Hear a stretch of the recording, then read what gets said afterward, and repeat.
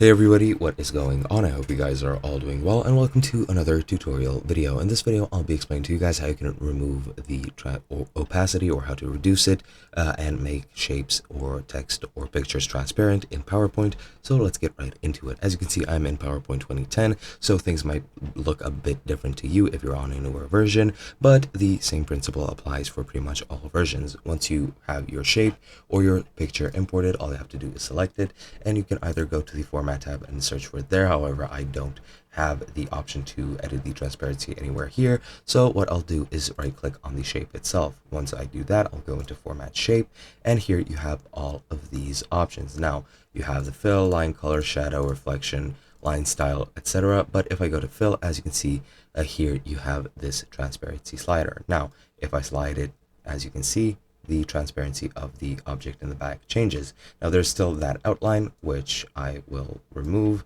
somehow if I figure out where.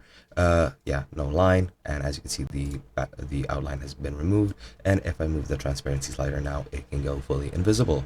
And that is literally all you have to do. You can also put in the numerical values if you want, but that is completely up to you. Let me just change the opacity of this one so that you can see the shape behind it, and all you have to do is just close, and now your opacity has been changed. And that's literally all there is to it. Hope you guys enjoyed, and I'll be seeing you guys in another video.